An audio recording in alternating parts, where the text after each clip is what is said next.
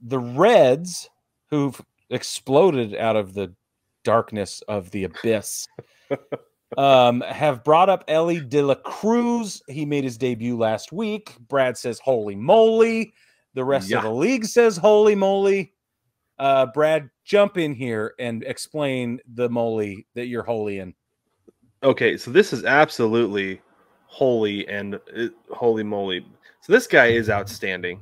Like, believe the hype on Elly De La Cruz. In his second game, he hit a home run that was... So first off, it was hit so far. It went to the back row. The fans, they're not nosebleeds because they're lower level. But it went to the back row of the Great American Ballpark where the Reds play.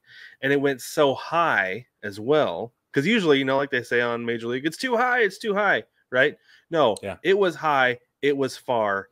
It was indeed gone. But it went so high, it got picked up on radar by the local airport. That's how high that ball went.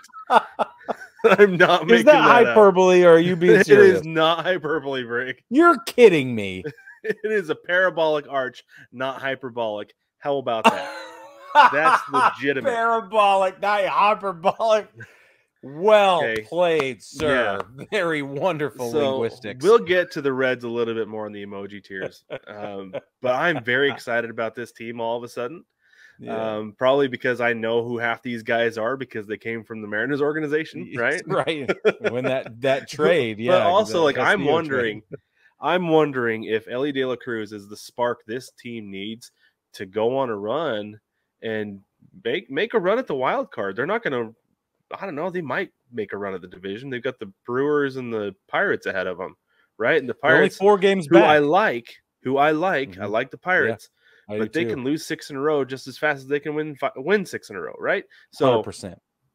This division is wide open, and the Reds, if they continue to play this way, have a legitimate shot. They're 3 games back in the wild card today. And Brig, as I was watching the Reds play the Dodgers broadcasters were actively cheering for Elly De La Cruz as the Reds were beating the Dodgers. It's pretty exciting. So... yeah, exciting. If you have not watched the Reds, go watch the Reds. He's legit, and he is so fun to watch.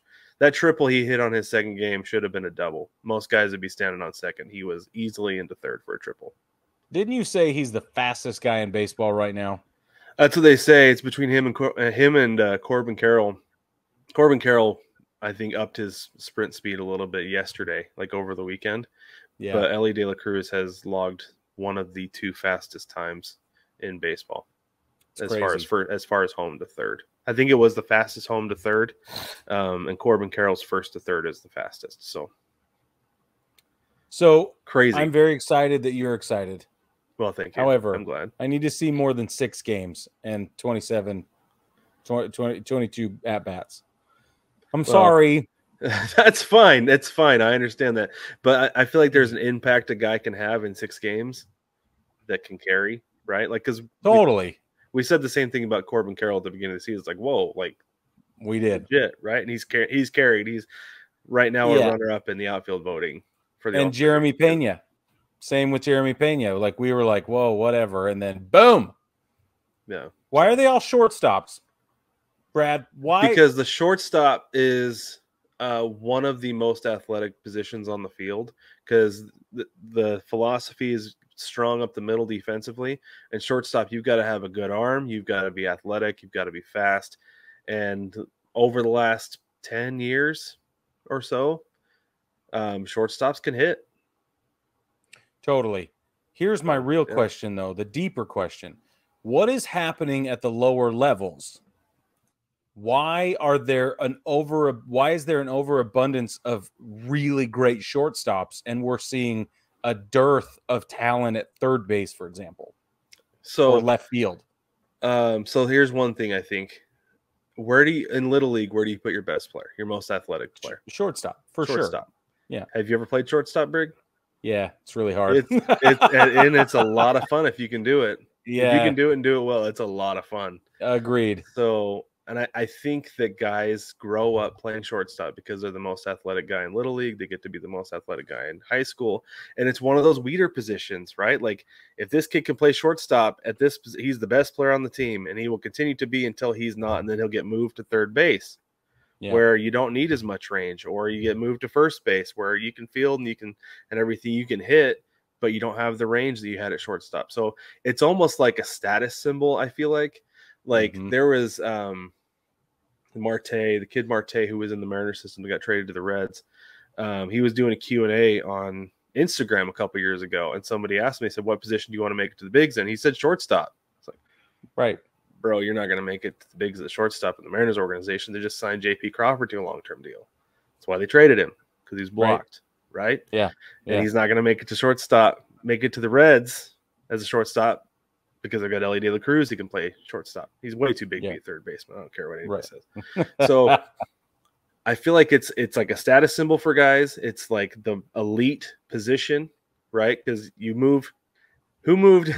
Here's a little trivia question for you, Brig. Yeah. Who is the guy who moved from shortstop to third base as he got older and lost range? Played for the Yankees. Man. Yeah. Number 13. I don't like Alex this Rodriguez. guy. Yeah. The A-Rod. Yeah. Yeah. A-Rod. I kept thinking Aaron. I'm like, Aaron. That is not. I must be really tired. But see, like, if a guy can continue to play shortstop, he continues to be the most athletic and one of the best guys on the field. So I think that's honestly what it is that it continues to be the most athletic guy on the team, or one of them. If he's not in the outfield, he's playing shortstop. It's just interesting. It feels like, according to that logic, everybody comes into Major League Baseball playing shortstop, pitching, or catching. And then eventually through the farm system, they're spread out and they made their way. They were, though. At some point, though, they were. Like, they were all playing shortstop, pitching, and catching. Bryce Harper, brother Harper, was a catcher. He was drafted. He had been a catcher. Exactly. They moved him to the outfield to preserve his knees, right? Because they're like, he can learn to play outfield. You know, so it happened. It is the way it goes. Everybody is a shortstop, catcher, and pitcher until they are told otherwise, or a team says, we know you can do this, but we need you to do this because we have a guy who does shortstop better.